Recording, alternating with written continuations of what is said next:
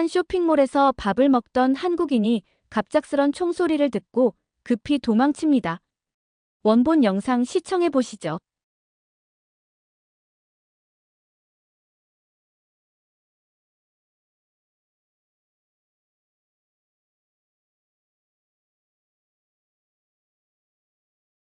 그러자 쇼핑몰은 아수라장이 되고 이러한 사건을 일으킨 범인의 신상이 공개되자 전 세계가 충격을 받게 됩니다.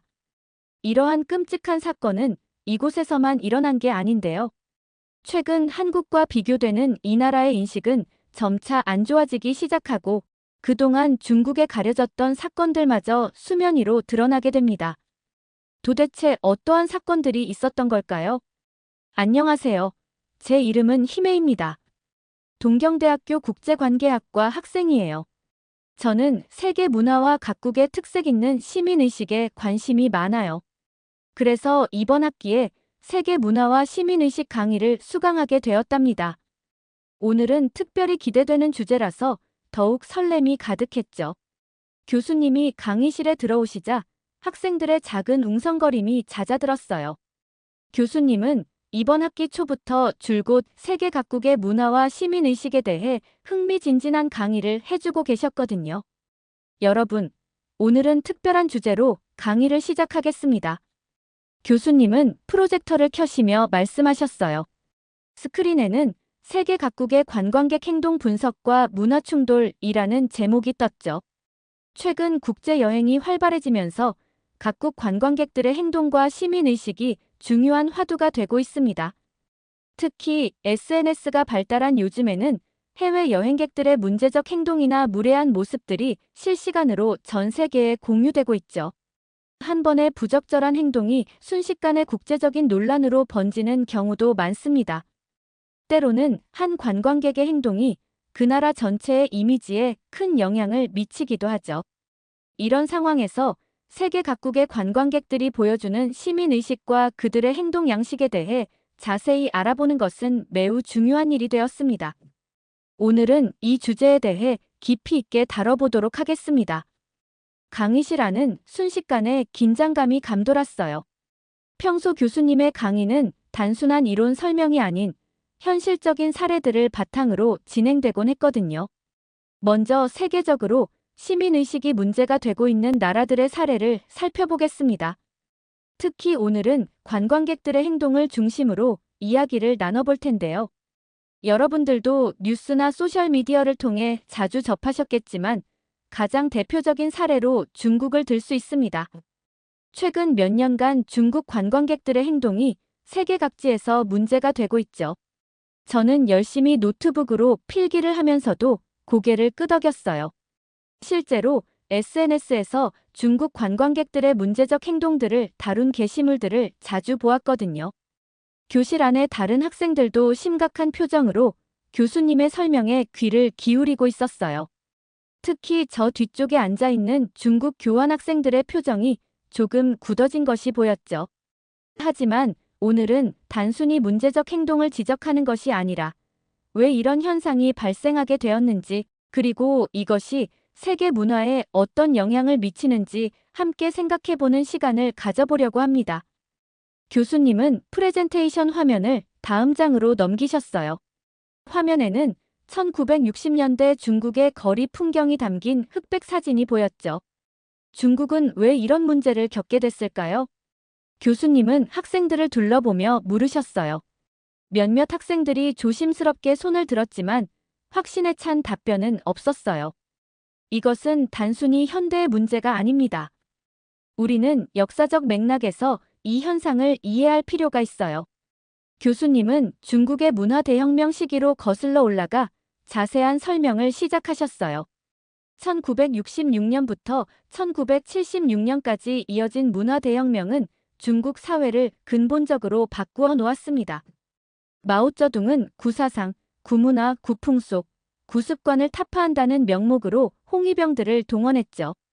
이들은 공자와 같은 전통 사상가들의 사당을 파괴하고 스승을 존경하는 마음마저 부정했어요. 2000년 넘게 이어져 온 중국의 전통 문화가 한순간에 무너진 거예요. 교수님은 잠시 숨을 고르시더니 계속해서 설명하셨어요. 예를 들어 우서른을 공경하고 예의를 지키는 예교 문화는 봉건적이라는 이유로 배척당했습니다. 이웃을 배려하고 도와주는 경방 문화도 사라졌죠. 공공장소에서 질서를 지키고 다른 사람을 배려하는 기본적인 시민의식마저 자본주의적 발상이라며 거부당했어요. 문화 대혁명이 끝난 후 덩샤오핑의 개혁개방 정책으로 중국은 놀라운 경제성장을 이루었습니다. 하지만 그 과정에서 무너진 도덕성과 공공의식을 회복하는 데는 실패했어요. 빠른 성장을 추구하다 보니 돈이면 다 된다는 물질 만능주의가 자리 잡았고 공동체 의식은 점점 약해져 갔죠. 특히 1980년대 이후 태어난 세대들은 전통적 가치관을 제대로 배우지 못한 채 성장했어요. 이들이 바로 현재 해외여행을 다니는 주축이 되었고 그들의 행동이 국제사회에서 문제가 되고 있는 겁니다. 강의실의 학생들은 숨소리조차 내지 않고 교수님의 설명에 집중했어요. 중국의 현재 모습이 단순한 우연이 아닌 역사적 맥락 속에서 형성되었다는 사실을 이해하게 된 것 같았죠. 하지만 최근에는 또 다른 나라가 국제사회에서 주목을 받고 있습니다. 안타깝게도 좋지 않은 이유로요. 어떤 나라일까요? 교수님의 질문에 강의실은 잠시 고요해졌어요. 학생들은 서로 얼굴을 마주보며 답을 찾으려 했지만 아무도 확신을 가지고 답하지 못했죠. 저는 노트북으로 최근 해외여행 관련 뉴스들을 빠르게 검색해 보았지만 특별히 눈에 띄는 나라를 찾지 못했어요. 대부분의 기사가 여전히 중국 관광객들의 이야기였거든요. 교수님은 학생들의 반응을 지켜보시다가 천천히 입을 여셨어요. 바로 태국입니다. 순간 강의실이 술렁거렸어요. 저는 너무 놀라 필기를 멈췄죠. 태국이라니 정말 의외의 답이었어요. 태국은 오히려 관광객을 많이 받아들이는 나라로 알고 있었거든요.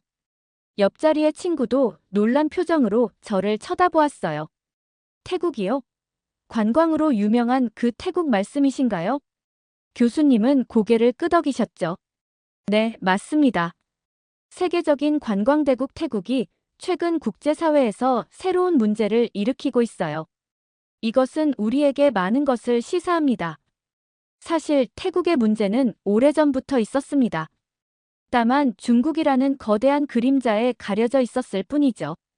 중국의 14억 인구에 비해 태국은 7천만 명 정도의 인구를 가진 나라입니다. 당연히 해외여행객 수도 큰 차이가 나죠. 그래서 그동안은 중국 관광객들의 문제만 부각되다 보니 태국인들의 문제는 상대적으로 덜 주목받았던 겁니다. 하지만 최근 태국인들의 여행 패턴에 큰 변화가 생기면서 이 문제가 수면 위로 떠오르기 시작했습니다. 특히 주목할 만한 것은 태국인들의 여행지 선택의 변화입니다. 스크린에는 태국인들이 주로 찾는 여행지 통계가 나타났어요. 태국인들은 최근 한국 대신 다른 나라로 여행지를 바꾸고 있습니다. 일본, 싱가포르, 말레이시아, 베트남, 홍콩, 마카오 등이 대표적이죠. 특히 일본은 90일 무비자 입국이 가능하고 입국 심사도 비교적 수월해서 많은 태국인들이 선호하고 있어요. 싱가포르와 말레이시아도 30일 무비자 입국이 가능해 인기 있는 여행지로 떠오르고 있습니다. 그때 앞줄에 앉아있던 키무라 군이 조심스럽게 손을 들었어요. 교수님, 왜 한국을 안 가는 건가요? 한국은 관광 인프라도 잘 갖춰져 있고 K-팝이나 한류 문화도 인기 있잖아요. 교수님은 고개를 끄덕이시며 답변하셨어요. 좋은 질문입니다. 이게 바로 현재 상황의 핵심이에요. 최근 태국인들의 불법 체류와 범죄 증가로 인해 한국 정부가 입국 심사를 강화했기 때문입니다. 특히 제주도 무사증 제도를 악용한 불법 체류가 큰 문제가 되었죠. 2024년에는 제주도에서만 수백 명의 태국인 불법 체류자가 적발되었답니다. 강의실 안이 술렁거렸어요. 교수님은 계속해서 설명을 이어가셨죠. 이로 인해 태국인들 사이에서 반한 감정이 생기기 시작했습니다. 그리고 이 감정이 다른 형태로 표출되고 있어요. 과거 태국인들이 해외에서 일으켰던 문제들을 살펴볼까요? 교수님은 프레젠테이션을 넘기시며 구체적인 사례들을 보여주셨어요. 2017년 일본 오사카성에서 발생한 사건을 자세히 살펴보죠. 태국 관광객 일행이 오사카성의 400년 된 성벽에 자신들의 이름을 새겨 넣었습니다. 일본의 대표적인 문화재를 훼손한 이 사건은 일본 전역에 큰 충격을 주었고 태국 정부가 공식 사과까지 해야 했죠. 2022년 발리의 힌두교 사원 사건은 더욱 충격적이었습니다. 태국 관광객들이 발리에서 가장 신성한 사원 중 하나인 브사키 사원에서 힌두교도들이 기도를 드리는 신성한 제단 위에 올라가 포즈를 취하고 현지인들의 종교적 정서를 무시한 채 노출이 심한 옷차림으로 사진을 찍어 SNS에 올렸죠. 이 사진들이 순식간에 전 세계로 퍼지면서 큰 논란이 되었습니다. 2018년 싱가포르 사건도 주목할 만해요. 싱가포르는 벌금 국가라고 불릴 만큼 공공질서 유지에 엄격한 나라입니다. 그런데 태국 관광객들이 오차드로드와 같은 번화가에서 무단으로 쓰레기를 투기하고 금지된 구역에서 담배를 피우다 적발되었죠. 한 관광객은 $1,000가 넘는 벌금을 부과받았음에도 불구하고 오히려 SNS에 싱가포르의 규제를 비난하는 글을 올려 추가 논란이 되기도 했습니다. 이런 사건들은 단순한 실수가 아닌 현지 문화와 규범에 대한 심각한 무시에서 비롯된 것들이었어요. 특히 모든 사건이 SNS를 통해 빠르게 확산되면서 태국 관광객들의 이미지는 급격히 나빠지게 되었습니다. 저는 충격을 받으며 계속해서 필기를 이어갔어요. 그때 갑자기 뒷자리에서 거친 목소리가 들렸어요. 잠깐만요. 뒷자리에 앉아있던 태국 교환학생 차리아가 갑자기 일어섰어요. 그녀의 얼굴은 분노로 붉어져 있었죠. 태국은 세계적인 관광 대국이에요.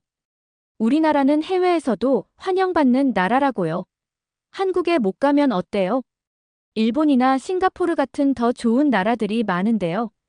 그리고 태국은 관광객들에게 안전하고 평화로운 나라인데다가 해외에서도 환영받는다고요. 그래서 우리가 관광대국으로 불리는 거 아닌가요? 차리아의 말에 교수님은 잠시 침묵하셨다가 조용히 말씀하셨어요. 차리아 학생, 태국에서 일어난 2가지 사건을 말씀드리고 싶네요. 지난달 태국의 한 유명 관광지에서 70대 노부부가 길을 걷다가 갑자기 누군가에게 밀쳐졌고 이를 말리던 노부부의 아들이 집단 폭행을 당했습니다. 경찰 조사 결과 가해자들은 모두 현지인이었죠. 강의실이 숨죽였어요. 하지만 교수님은 계속 말씀하셨죠. 더 충격적인 사건도 있습니다. 방콕의 한 유명 쇼핑몰에서 한국인 여성이 식사를 하던 중 갑자기 총성이 울렸죠. 14살 소년이 무차별 총기 난사를 시작한 겁니다. 그 여성은 겨우 도망쳤지만 순식간에 쇼핑몰은 아수라장이 되었어요. 이 사건으로 7명의 사상자가 발생했습니다. 태국이 관광대국인 건 맞지만 이러한 사건들이 빈번하게 일어나고 있다는 사실을 아셔야 합니다. 심지어 총기 사건은 사람의 목숨이 위태로워질 수도 있는 아주 위험한 상황이죠. 차리아의 얼굴이 창백해졌어요. 하지만 그녀는 여전히 포기하지 않았죠. 그래도 한국인들도 해외에서 문제를 일으키잖아요. 왜 태국만 지적하시는 거죠? 그때 옆자리에 한국 교환학생 태희가 조용히 손을 들었어요. 사실 한국인들은 해외에서 상당히 좋은 평가를 받고 있어요. 교수님은 태희의 말에 고개를 끄덕이셨어요. 태희 학생 말이 맞습니다. 한국인 관광객들은 세계적으로 환영받는 관광객들이에요. 최근 국제관광협회에서 발표한 2024 세계 관광객 평가에서도 한국은 최상위권을 차지했죠. 그 이유를 자세히 설명해 드리겠습니다. 교수님은 프레젠테이션 화면을 넘기시며 설명을 시작하셨어요. 첫째, 한국 관광객들은 SNS를 통해 자연스러운 홍보 효과를 만들어냅니다. 방문한 장소의 사진을 적극적으로 공유하면서 새로운 관광 명소를 만들어내죠. 예를 들어 베트남의 한 작은 카페가 한국 관광객들의 SNS 게시물로 유명해지면서 세계적인 관광 명소가 된 사례도 있습니다. 교수님은 다음 슬라이드로 넘어가셨어요. 둘째, 한류의 영향으로 한국인들이 방문하는 곳은 자연스럽게 다른 나라 사람들의 관심도 받게 됩니다. 한국 관광객들이 많이 찾는 장소는 자연스럽게 전 세계 한류 팬들의 새로운 성지가 되기도 하죠. 셋째, 한국 관광객들의 소비 패턴을 주목할 필요가 있습니다. 그들은 쇼핑과 관광에 대한 소비를 아끼지 않아요. 고급 브랜드나 현지 특산품을 적극적으로 구매하죠. 한 통계에 따르면 한국 관광객의 1인당 평균 소비액은 다른 나라 관광객들보다 30% 이상 높다고 합니다. 넷째, 한국 관광객들은 현지 문화에 대한 존중도가 높습니다. 현지 음식을 적극적으로 시도하고 문화 체험에도 열정적이에요. 특히 공공질서를 잘 지키고 매너도 바른 편이라 호텔이나 관광지에서도 환영받고 있죠. 실제로 세계 여러 관광 전문가들이 한국의 사례를 주목하고 있습니다. 지난달 발표된 아시아 관광 동향 보고서에서는 여러 전문가들이 입을 모아 중국과 태국이 한국의 반만 닮았으면 좋겠다는 의견을 제시했죠. 특히 태국의 경우 관광 대국임에도 불구하고 자국민의 해외여행 문화는 아직 발전이 필요하다는 평가를 받았습니다. 이 말을 들은 차리아는 얼굴을 붉히며 자리에서 벌떡 일어났어요. 그래서 한국이 완벽하다는 거예요? 우리나라를 너무 깎아내리시는 것 아닌가요? 그녀의 목소리는 떨리고 있었어요. 저는 그녀의 자존심이 많이 상했다는 것을 느낄 수 있었죠. 차리아 학생의 감정을 이해합니다. 하지만 안타깝게도 최근 태국에서 발생한 더 심각한 사건들이 있습니다. 교수님은 프레젠테이션의 다음 페이지로 넘어가셨어요. 스크린에는 충격적인 뉴스 헤드라인들이 나타났죠. 2024년 5월 태국 파타야에서 끔찍한 사건이 발생했습니다. 한국인 관광객이 살해된 후 시신이 드럼통에 담겨 저수지에서 발견되었어요. 이 사건은 태국 현지에서도 큰 충격을 주었고 양국 언론에서 대대적으로 보도되었죠.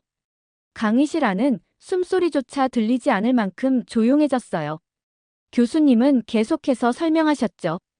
태국 경찰은 신속하게 수사를 진행했고 용의자들을 체포했습니다. 모두 태국인이었죠. 그들은 개인적인 갈등으로 인해 범행을 저질렀다고 진술했지만 이 사건은 태국의 관광 안전에 대한 심각한 의문을 제기하게 만들었습니다. 차리아의 얼굴이 점점 창백해져 갔어요.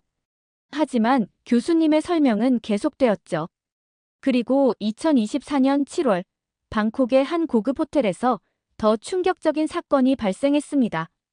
스위트룸에서 투숙객 6명이 청산가리 중독으로 숨을 거둔 채 발견된 거죠. 모두 외국인 관광객이었습니다. 교수님은 잠시 말씀을 멈추시고 교실을 둘러보셨어요. 특히 이번 사건이 방콕에서도 최고급 호텔로 꼽히는 곳에서 발생했다는 점이 세계적으로 큰 충격을 주었습니다.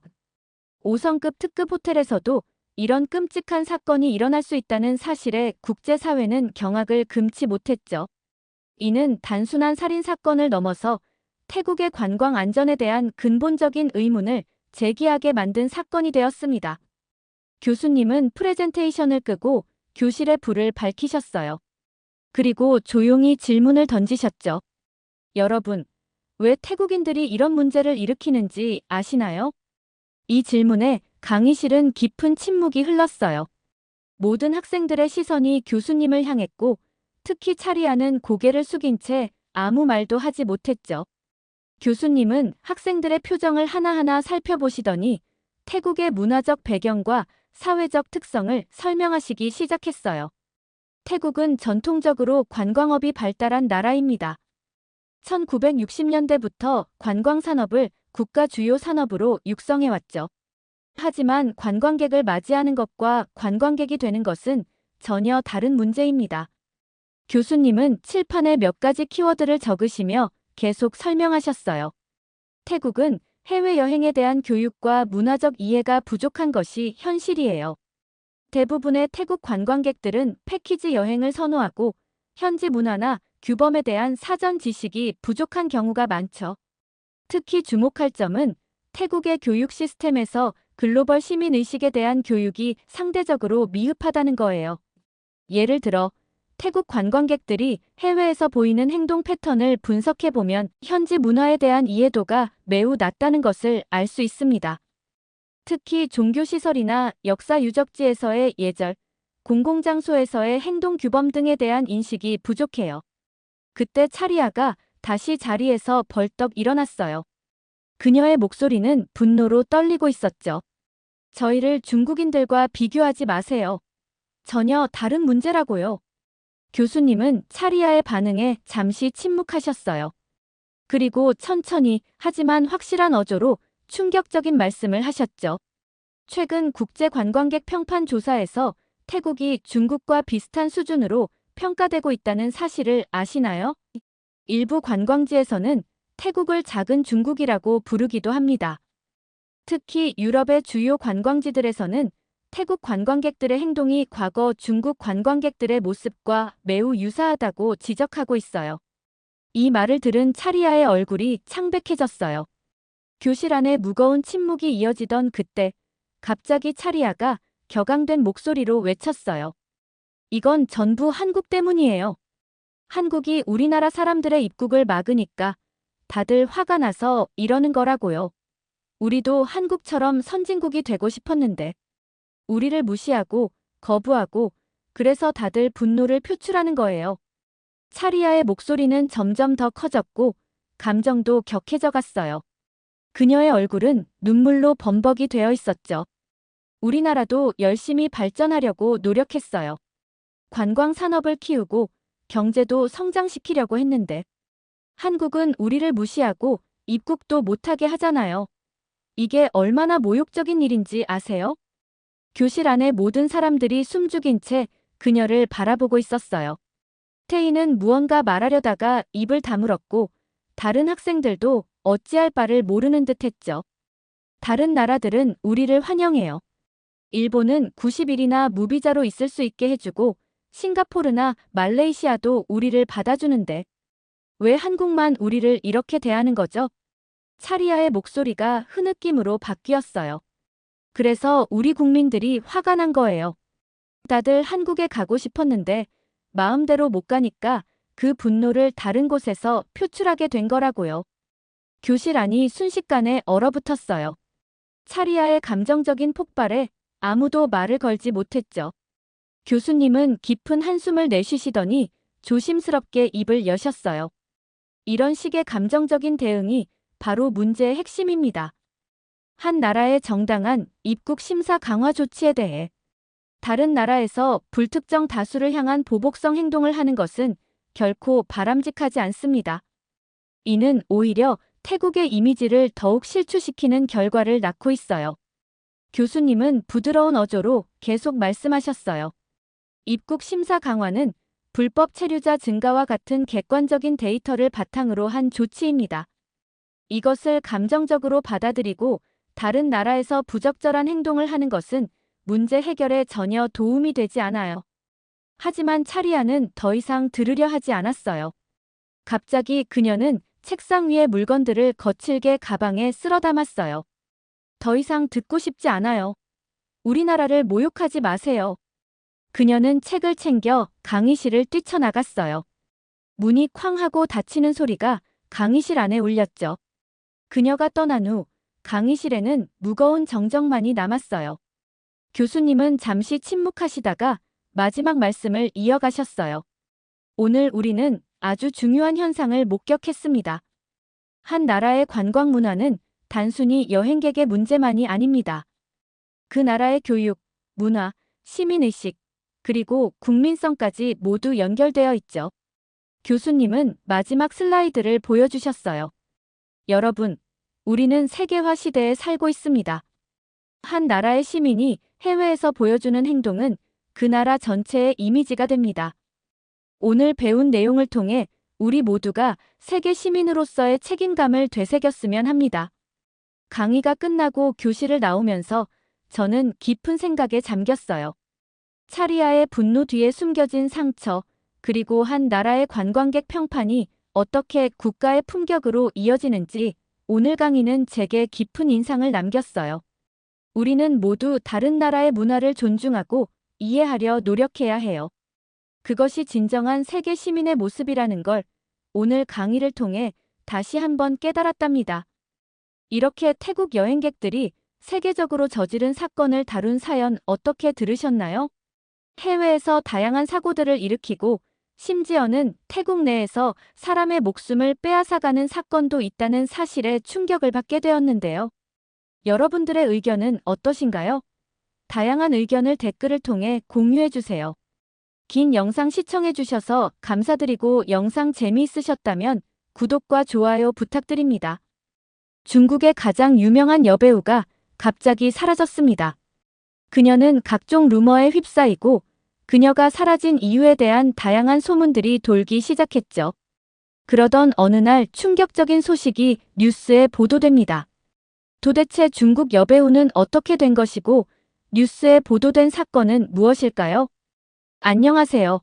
저는 미국의 어느 대학교 공연예술학과에 재학 중인 아리아입니다. 어릴 때부터 배우가 되는 게 제 꿈이었어요. 오늘은 교수님의 글로벌 엔터테인먼트와 아시아 문화 강의가 있는 날이에요. 특히 오늘은 아시아 시장 진출에 대한 강의라고 하니 더욱 기대되네요. 교수님께서 강단에 서시자 강의실이 조용해졌습니다. 오늘도 항상 그렇듯 날카로운 통찰력으로 가득한 강의가 시작되었죠. 오늘날 엔터테인먼트 산업은 더 이상 한국과의 문제가 아닙니다. 특히 주목할 만한 것은 한국의 K-팝과 K-드라마의 성공 사례입니다. 이제는 국경이 무의미해졌어요. 현재 아시아 시장은 전 세계에서 가장 큰 잠재력을 가진 시장입니다. 특히 한국은 비교적 작은 시장임에도 불구하고 뛰어난 콘텐츠 제작 능력으로 전 세계 시장을 장악하고 있죠. 최근에는 많은 할리우드 배우들과 가수들이 한국 시장 진출을 노리고 있다는 점도 주목할 만합니다. 강의실 안은 열기로 가득했어요. 모두가 교수님의 말씀 하나하나에 집중하고 있었죠. 특히 아시아 문화에 대한 이야기가 나오자 제 옆자리에 한국 학생 은비와 중국 학생 아이링의 눈빛이 반짝였습니다. 하지만 아시아 시장에서 가장 주목해야 할 곳은 단연 중국입니다. 교수님의 말씀에 아이링의 표정이 한층 밝아졌어요. 중국은 14억이라는 어마어마한 인구를 보유하고 있죠. 이는 곧 잠재적 소비자가 14억이라는 의미입니다. 영화 한 편의 흥행만으로도 수천억 원의 수익을 거둘 수 있는 시장이에요. 실제로 많은 할리우드 영화들이 중국 시장을 겨냥해 제작되고 있습니다. 교수님, 아이링이 갑자기 손을 들었어요. 저는 중국 베이징 출신인데요. 우리나라의 시장 규모는 정말 대단해요. 지난해 중국 영화 시장의 규모는 미국을 제치고 세계 1위를 기록했어요. 게다가 우리는 막대한 자본력으로 할리우드 스튜디오도 인수하고 있죠. 아이링은 잠시 은비를 곁눈질하더니 목소리를 더 높였어요. 한국 같은 작은 나라와는 비교도 안 되는 수준이에요. 사실 K-팝이나 K-드라마가 성공한 것도 중국 시장이 받아들여줬기 때문이죠. 우리가 문화적으로 개방적이지 않았다면 한국 문화는 이렇게 성장하지 못했을 거예요. 그런 의미에서 한국은 중국에 감사해야 하지 않을까요? 순간 강의실의 공기가 얼어붙는 것 같았어요. 일부 학생들은 불편한 듯 자리에서 몸을 비틀었고 일부는 한숨을 쉬었죠. 하지만 아이링은 자신의 주장이 맞다는 듯 고개를 높이 들고 있었어요. 이 이야기를 듣고 은비가 차분하게 손을 들었습니다. 맞아요. 중국의 시장 규모는 대단하죠. 하지만 시장의 크기가 전부는 아니라고 생각해요. 실제로 우리나라는 작은 시장 규모에도 불구하고 BTS, 블랙핑크 같은 세계적인 스타들을 배출했고 넷플릭스를 통해 전 세계에 콘텐츠를 수출하고 있어요. 이건 단순히 시장 크기의 문제가 아니라 창작의 자유와 문화적 개방성 때문이 아닐까요? 교수님께서 고개를 끄덕이셨어요. 은비 학생의 지적이 아주 날카롭네요. 중국 시장의 규모는 분명 매력적이지만 동시에 큰 위험도 존재합니다. 중국 정부의 강력한 검열과 통제는 창작자들의 자유를 제한하죠. 특히 연예인들의 활동에 대한 규제는 매우 엄격합니다. 실제로 중국에서는 첨가성이라 불리는 연예인 규제 정책이 있어요. 정부가 정한 도덕적 기준에 맞지 않는 연예인은 방송 출연이 금지되죠. 또한 해외 콘텐츠에 대한 쿼터제도 있어서 자국 제작 콘텐츠를 보호한다는 명목으로 해외 작품의 상영을 제한하고 있습니다. 교수님의 설명이 이어졌어요. 더구나 중국 시장에서 성공하기 위해서는 정부의 검열을 통과해야 하는데 이 과정에서 작품의 본질이 훼손되는 경우도 많죠. 할리우드 영화들도 중국 시장 진출을 위해 내용을 수정하는 일이 빈번합니다. 아이링의 얼굴이 조금 굳어졌어요. 하지만 이건 시작에 불과했죠. 교수님께서는 이제 더 충격적인 사례를 소개하시려 했으니까요. 그리고 오늘 우리가 주목해야 할 가장 큰 사례가 있습니다. 바로 중국의 톱스타 판빙빙의 이야기입니다. 판빙빙은 2000년대부터 2018년까지 중국 연예계를 대표하는 톱스타였어요. 교수님께서 프로젝터로 판빙빙의 사진을 보여주셨어요. 그녀는 중국 유명인 수입 랭킹에서 1위를 차지할 만큼 영향력 있는 배우였죠. 저는 판빙빙의 사진을 보며 감탄했어요. 할리우드 영화에도 출연했던 아시아의 대표 배우라니 정말 대단하다고 생각했거든요. 하지만 2018년 어느 날 판빙빙이 갑자기 사라졌습니다. 처음에는 단순한 탈세 문제로 시작됐어요. 2003년에 개봉한 영화 휴대폰의 주연이었던 아나운서 추이유가 SNS에서 폭로를 했죠. 판빙빙의 이중계약 증거를 공개한 거예요. 영화 출연료 5천만 위안을 실제로 받고도 계약서에는 1천만 위안으로 축소 신고했다는 내용이었습니다. 교수님은 잠시 화면을 넘기시며 말씀하셨어요. 이 두 사람의 인연은 꽤 복잡합니다. 2003년 휴대폰이라는 영화에서 시작됐어요. 휴대폰의 불륜 기록이 들키면서 일어나는 블랙 코미디였죠. 이 영화에서 판빙빙은 불륜 상대 역을 맡았는데 영화가 개봉하고 나서 실제 모델이 추이유 본인이었다는 소문이 퍼졌어요. 15년이 지난 2018년 휴대폰이 제작 과정에서 이 오래된 악연이 다시 수면 위로 떠오른 겁니다. 그런데 이 폭로 이후 판빙빙이 갑자기 종적을 감췄습니다. 3개월 동안 완전히 연락이 두절됐죠. 중국 당국에 의해 강제 구금됐다는 소문, 모든 것을 잃고 서방 세계로 망명했다는 소문, 심지어는 이미 사망했다는 소문까지 돌았어요. 중국의 가장 영향력 있는 스타가 수입 랭킹 1위를 기록했던 배우가 하루아침에 사라진 겁니다. 강의실은 더욱 조용해졌어요. 교수님의 말씀 하나하나가 마치 서스펜스 영화의 한 장면처럼 느껴졌죠. 교수님, 또다시 아이링이 손을 들었어요. 판빙빙은 탈세를 했기 때문에 당연한 법적 처벌을 받은 거예요. 우리나라는 법 앞에 누구나 평등하답니다. 아무리 톱스타라도 예외는 없죠. 하지만 교수님은 고개를 저으셨어요. 물론 탈세에 대한 처벌은 필요합니다. 하지만 정상적인 법적 절차라면 갑작스러운 실종이 아닌 조사 시작을 공식적으로 발표하고 진행했어야 하지 않을까요? 게다가 3개월이나 연락이 두절된 것은 매우 이례적인 일입니다. 저는 무서워서 등줄기가 서늘해졌어요. 세계적인 스타가 하루아침에 사라진다는 게 가능한 일인가요? 결국 판빙빙은 3개월 만에 공식 석상에 나타났어요. 하지만 그때의 모습은 충격적이었죠. 교수님은 프로젝터에 판빙빙의 사진을 보여주셨어요.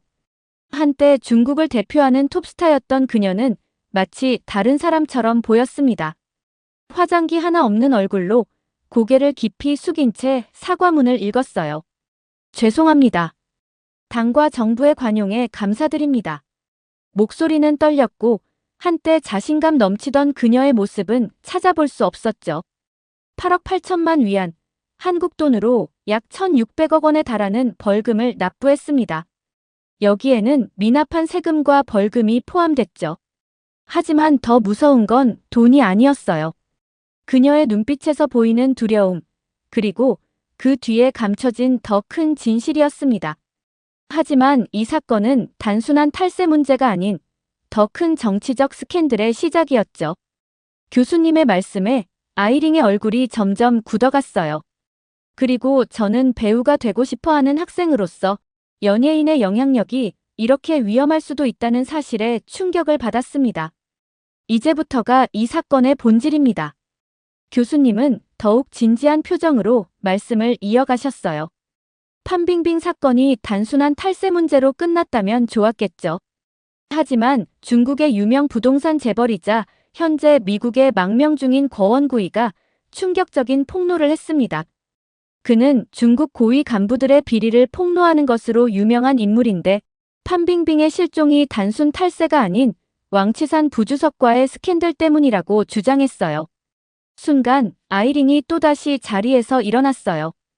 교수님, 그건 그냥 망명자의 거짓 주장이에요. 우리나라를 음해하려는 의도적인 허위 사실이라고. 잠깐만요. 이번에는 은비가 차분하게 말을 이었어요.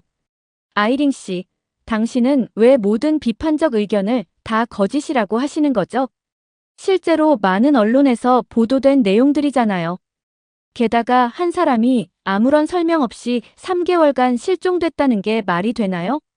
교수님께서 고개를 끄덕이시며 계속 설명하셨습니다. 거원구이의 폭로에 따르면 판빙빙은 왕치산의 비리를 알고 있었고 그의 불법 자금 세탁을 도왔다고 해요. 특히 문제가 된 건 판빙빙이 중국 고위층의 비리 증거를 가지고 있다는 점이었죠. 중국에서 왕치산이라는 인물은 매우 특별한 존재입니다. 2008년 미국발 금융위기 때 중국 경제를 구한 해결사로 불렸죠. 당시 그는 중국 금융 시스템을 안정화시키는데 핵심적인 역할을 했고 이후 중국 정부 내에서 그의 영향력은 더욱 커졌어요. 현재는 국가부주석이라는 공식 직함 이상의 권력을 가진 것으로 알려져 있습니다. 교수님은 잠시 숨을 고르시더니 계속 설명하셨어요. 거원구이의 폭로에 따르면 판빙빙은 단순한 탈세를 넘어서 더 큰 범죄에 연루되어 있었다고 해요. 그녀는 왕치산과의 특별한 관계를 이용해 불법적인 자금 세탁에 관여했다는 겁니다. 영화 출연료나 광고 계약금을 이용해 거액의 비자금을 세탁하는 과정에서 브로커 역할을 했다는 거죠. 특히 문제가 된 것은 판빙빙이 이 과정에서 중국 고위층의 비리 증거를 상당수 확보하게 됐다는 점이었어요.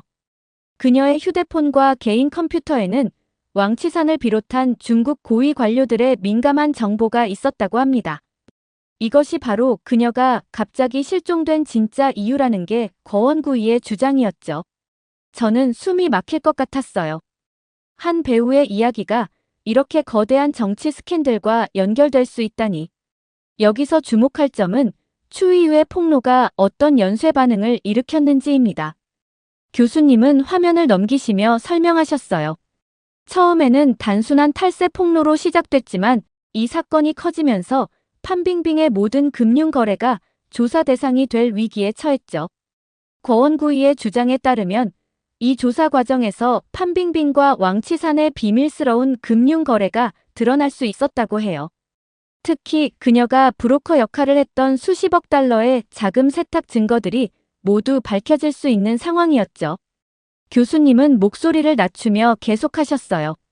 중국 당국으로서는 이런 사실이 공개되는 걸 절대 막아야 했습니다.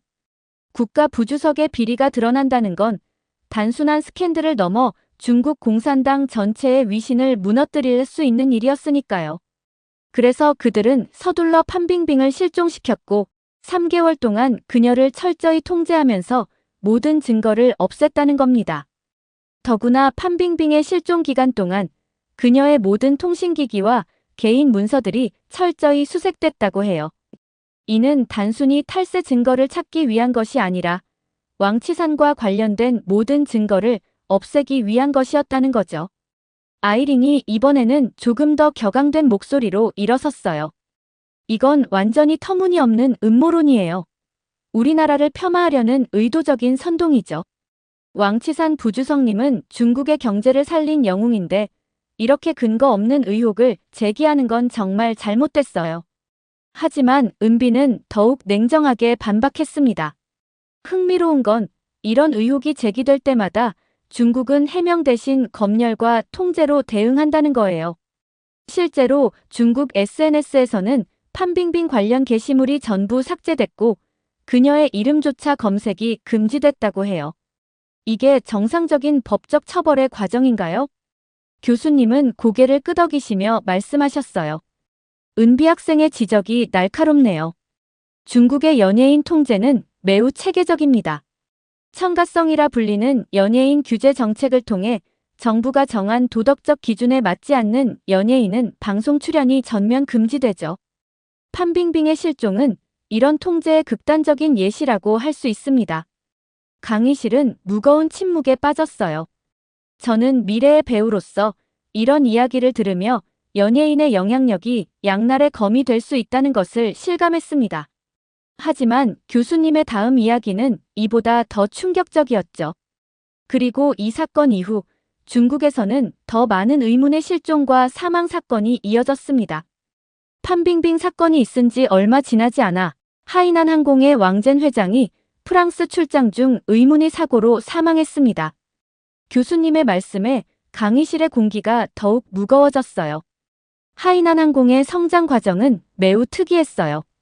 2015년 이전까지만 해도 하이난 항공은 중국 하이난 섬의 작은 지방 항공사에 불과했어요. 그런데 2015년부터 갑자기 공격적인 해외 투자를 시작했죠. 힐튼 호텔 그룹의 지분 25%를 사들였고 독일의 도이체방크 지분도 대규모로 인수했어요. 심지어 버진 오스트레일리아 항공까지 인수하면서 단숨에 글로벌 기업으로 도약했습니다. 문제는 이런 대규모 인수합병에 필요한 자금이었죠. 작은 지방 항공사가 어떻게 수십억 달러의 자금을 조달할 수 있었을까요? 여기서 왕치산의 이름이 등장합니다. 그는 당시 중국 금융계에서 막강한 영향력을 행사하고 있었고 중국 국영은행들이 하이난 항공에 거액의 대출을 해주도록 압력을 행사했다는 의혹이 제기됐어요. 교수님의 목소리가 한층 무거워졌습니다. 그 대가로 왕치산 일가는 하이난 항공의 지분을 확보하고 막대한 부를 축적했다고 해요. 하지만 2017년 무리한 확장으로 인한 부작용이 나타나기 시작했습니다. 부채가 눈덩이처럼 불어났고 현금 유동성 위기가 닥쳤죠. 중국 정부도 더 이상 이를 묵과할 수 없게 됐어요. 아이링은 이제 고개를 푹 숙인 채 아무 말도 하지 않았어요. 하지만 이야기는 여기서 끝이 아니었죠. 더 충격적인 건 왕젠 회장이 사망한 지 3개월 후에 발생한 또 다른 실종 사건입니다. 바로 인터폴 총재 멍흥웨이의 실종이었죠.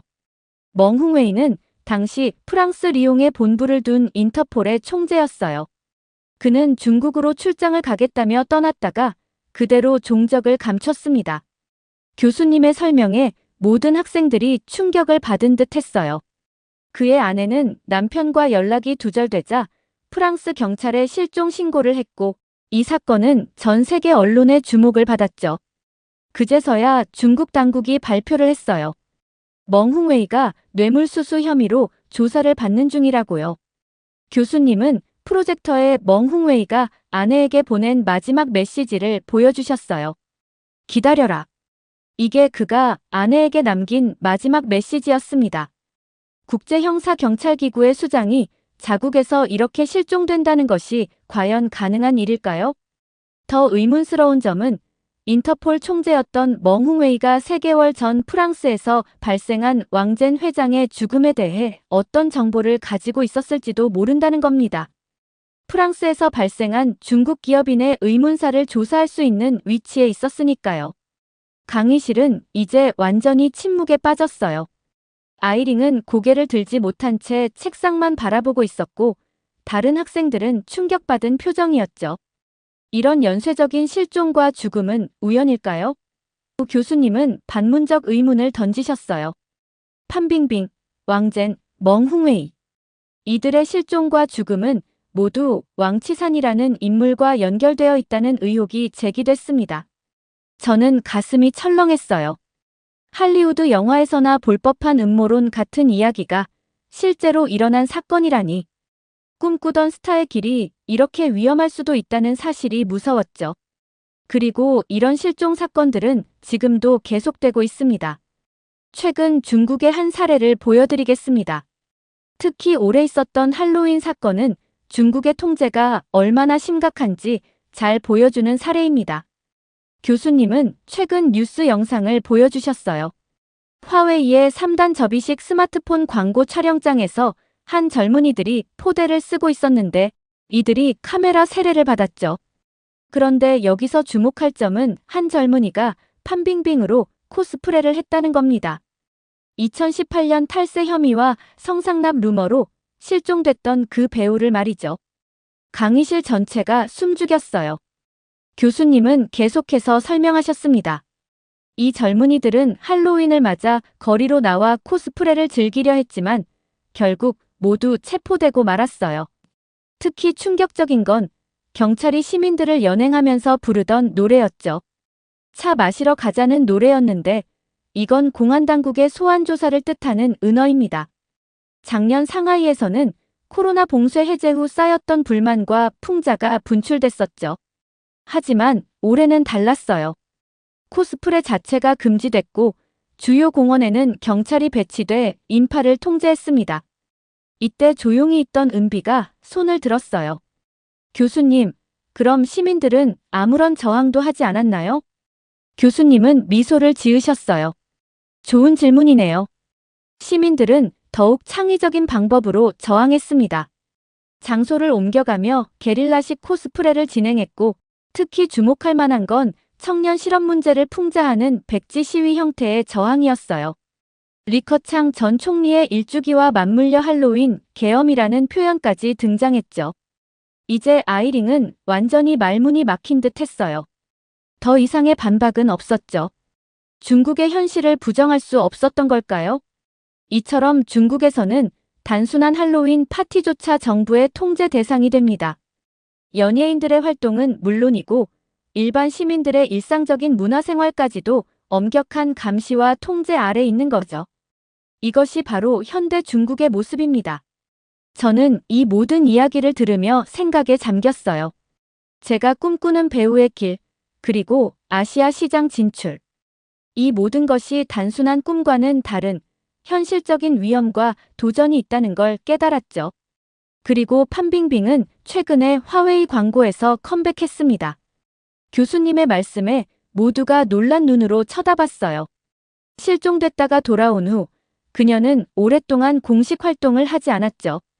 하지만 최근 중국의 대표 기업인 화웨이의 광고에 등장했어요. 이것이 의미하는 바가 무엇일까요? 중국 정부가 그녀의 복귀를 승인했다는 뜻이겠죠.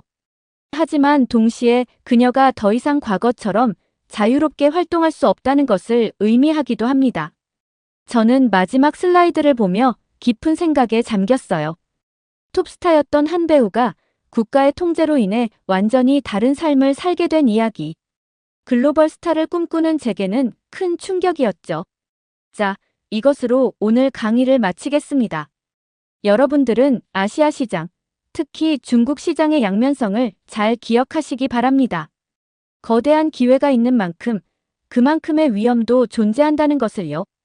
강의실을 나서는 학생들의 표정이 모두 무거웠어요. 특히 아이링은 고개를 푹 숙인 채 서둘러 강의실을 빠져나갔죠. 은비는 제게 다가와 작게 속삭였어요. 때로는 작은 시장이지만 자유로운 곳이 더 나을 수도 있겠죠? 저는 고개를 끄덕였어요. 오늘 강의는 제게 스타가 된다는 것, 그리고 글로벌 시장에서 활동한다는 것의 의미를 다시 한번 생각하게 만들었습니다. 화려함 뒤에 숨겨진 어두운 면도 직시할 줄 알아야 한다는 걸 배웠죠. 강의실을 나와 캠퍼스를 걸으며 오늘 배운 내용을 곱씹어봤어요. 할리우드에서 활동하는 게 제 최종 목표였지만 아시아 시장 진출도 꿈꿔왔거든요. 특히 14억 인구를 가진 중국 시장은 정말 매력적으로 보였었죠. 하지만 오늘 강의를 들으며 제 생각이 많이 바뀌었어요. 판빙빙처럼 성공한 배우조차 하루아침에 사라질 수 있다니. 더구나 예술적 표현의 자유도 제한되고 모든 것이 정부의 통제 아래 있다는 게 정말 무서웠어요. 그래서 오히려 한국이 더 매력적으로 느껴졌습니다. 비록 시장 규모는 작을지 몰라도 창작의 자유가 보장되고 다양한 작품을 시도해 볼 수 있잖아요. DP나 오징어 게임 같은 작품들만 봐도 사회 비판적인 내용도 자유롭게 다룰 수 있다는 게 놀라웠어요. 게다가 한국은 이미 글로벌 시장으로 나아가는 교두보 역할을 하고 있잖아요. K-드라마, K-팝이 전 세계적으로 인정받고 있고 넷플릭스 같은 플랫폼을 통해 전 세계 시청자들과 만날 수 있어요. 결국 배우로서 가장 중요한 건 내 연기를 마음껏 펼칠 수 있는 자유가 아닐까요? 그런 의미에서 한국은 제가 꿈꾸는 배우의 모습을 실현하기에 더없이 좋은 것 같아요. 이렇게 중국의 가장 유명한 여배우가 사라진 사건 어떻게 들으셨나요? 국민 탑배우를 정부에서 쥐었다 폈다 한다는 사실이 너무 무섭게 느껴졌고 확실히 중국이라는 나라는 무서운 나라라는 생각이 들었습니다. 여러분들의 의견은 어떠신가요? 다양한 의견을 댓글을 통해 공유해주세요. 긴 영상 시청해주셔서 감사드리고 구독과 좋아요 부탁드립니다.